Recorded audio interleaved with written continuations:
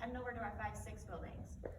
Central Woodlands, about $12.7 million is slated for that school. Again, updating their learning environments, mechanical and playground. Northern Trails, $13.1 million. Learning environments, mechanical, paving, and playground as well. Those two buildings are virtually identical. And then over at Goodwillie, our environmental school, $3.5 million we have proposed for them. Some learning environment updates, roofing, mechanical, and address some playground for them as well. And then now taking us to our middle schools, so we don't need very much for Central Middle. They are construction in progress. Actually, they will be done here in April. So we just need about $400,000 for them to do some mechanical work and some paving. Northern Hills Middle, $19 million for their learning environments, some roofing and some mechanical.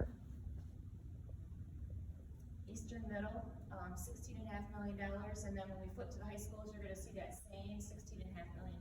So it's important to know it's $16.5 million for that total building. Eastern Middle and Eastern High are in the same facility. So it's not $33 million, it's only $16.5 million. But the work that would be there, we do some learning environment updates, roofing, paving, and if any of you happen to be over at Eastern at any point in time and morning drop off or afternoon pickup, it's a little challenging, like most of our sites, but included in that $16.5 million is to build an additional access drive to try to help separate that traffic a little bit better. All right, let's go on our high schools now. For Central High, we have $41.2 million proposed to update their learning environments, do some roofing, mechanical, and some paving work over there. And then their outdoor athletics, $10 million. So we would turf the baseball and softball fields. We would expand their tennis courts, and we would light their auxiliary turf field. Their second turf field that they have over there does not have any lighting, so it's limited in use. Obviously, as the daylight gets shorter here, I'd like to be able to use that a little bit longer. All right, Easton High, there's that other $16.5 million. So again, $16.5 million for the total building. Outdoor athletics for Eastern, $18.5 million. We would relocate and turf the baseball and softball fields over there. We would also expand their tennis courts, and we would add an auxiliary turf field. So similar to what Central has had for a number of years, we would do the same thing over at Eastern. Northern High, so the building we're in, $23.7 million. So we would continue with the learning environment renovations, such as the space, roofing, mechanical, and some paving work. And then their outdoor athletics, very similar to Eastern, turf their baseball and softball fields, expand their tennis courts, add an auxiliary turf field, and then we do need to do some stadium improvements here at this campus.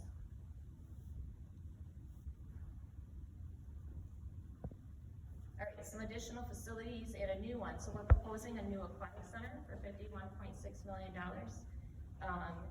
There's a desire to be able to host regular season tournaments for our swimming athletes, our water polo athletes. So we would want to make sure that that new aquatic center meets those MHSAA requirements to be able to host those. It has to be a 50-meter pool, and there's some other requirements. So we would factor that in, along with any of you who are part of athletics and swimming know that they like the water a little cooler.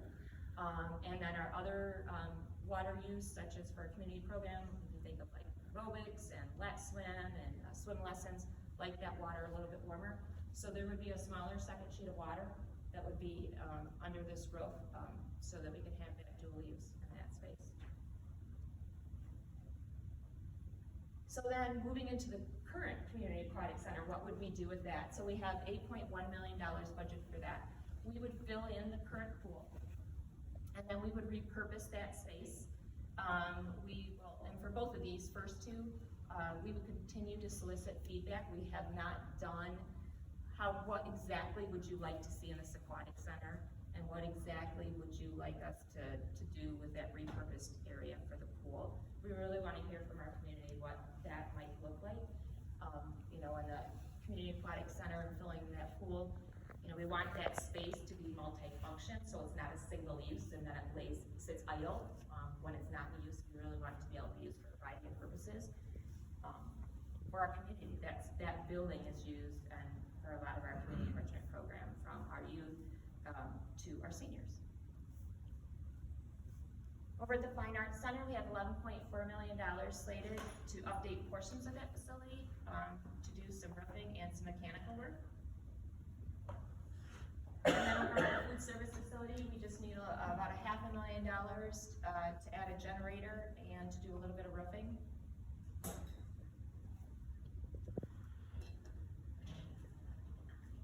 And the last two items for our proposed projects over our transportation center that's located over by Central High School and Central High's main athletic stadium. We would need to do some updating to that facility, roofing and some mechanical, for about $4 million. And then we have this last category, technology buses and FFE. FFE stands for furniture, fixtures, and equipment. So we have about $31.1 million slated for that. And that's really life cycle replacement. You know, we talked about the assessments at the beginning we do for some of these things. So when you talk about technology, our buses and everything, that's what fit into that category.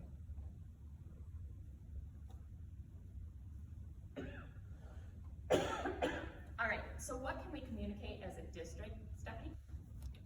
I just wondered, with all of the millions that are thrown around there, did you or someone do their due diligence to get like at least 3 quotes or ballpark prices for these, or are we not to that point yet? Because like I'm looking for roofing estimates right now, and I have called 4 companies to come and give an estimate, and I just wonder kind of that those are very large numbers. They are concerning. So these are estimates at this time. You're right. We are required when we're using. So let's say this is approved, right? And we issue bonds to do a new roof for this building. We are required by law to actually go out to bid for that. So that's where we get that pricing. So we just build the specifications in the RFP. We would publish that, and then contractors would bid on it, and then we typically go with lowest bidder. So to get the numbers you have right now, where did you get those from? We work with our architects and our construction managers, so they look at kind of industry standards. What is it costing right now per square foot to replace a roof? Okay, so there's a company that, an architect or contractor that you reached out to then? We are currently engaged with a construction management firm, Owen Ames Kimball. Okay. They've been helping us with our projects that are in the 2018 bond. And then we actually use 2 architect firms, Tower Pinkster and GMB. And they're here, correct? And they are here today. Yeah, exactly. So we paid for these estimates already then, or no? Yes, we've done a little bit to have to get to this point. Yep, okay. There was some cost involved to get to this point. Okay. So that's a great question. Thank you. Can I ask about, so at the very beginning you said that there's gonna be more money, maybe you'd rather get the detailed work later. Can you give me like a ballpark of how much was the estimates to get here, and how much would it be to get to the next step? That you're saying we don't wanna spend that next step money yet until it's approved, but probably these things, most of these things at some point are gonna be approved, right? I mean, except for maybe the pool, if you're gonna need a new roof, and you're gonna need new all these things are like, most of them are given except for the improvements, right? So I'm wondering, wouldn't it maybe be prudent to get those hard and fast numbers, because you're gonna need them anyway?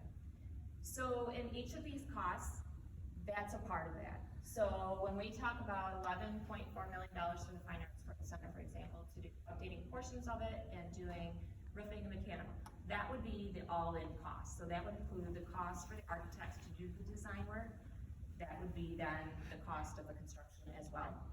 That's all built into that. Right, but I'm guessing that when you come down to the nuts and bolts, like for example, when you built the admin building, I think there was an addition approved onto it. The number was quite a bit higher than initially approved, right? Wasn't it 6.9 approved and it came out at 12.3? So when we had a task force look at the administration building back in 2015, and they looked at multiple ideas, right? And the one that they had said was, okay, we think you should build a new building and put it out at the Fine Arts Center campus.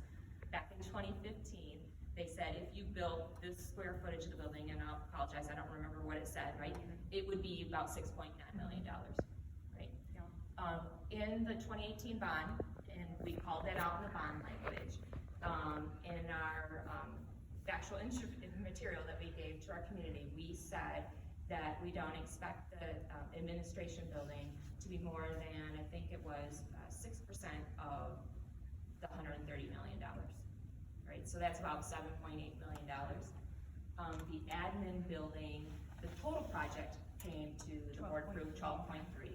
About 9 million of that is the administration side, and the rest, the 3 million, is for our transition center programming, which is our post-secondary special education program. So that was kind of an add-on then, basically. Yes, yeah. There was a desire and a need to really build a space for that program that met the needs of that program, kind of shoehorned them into where they're at right now.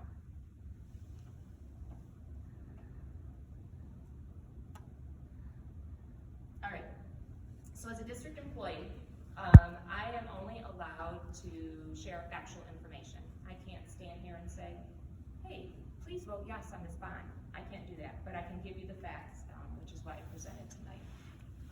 We do have our communication reviewed by legal counsel to make sure that we're not saying something that might make people feel like we're pressuring them to vote yes. But our board members can deliver factual information as well as advocate for our community members to vote yes.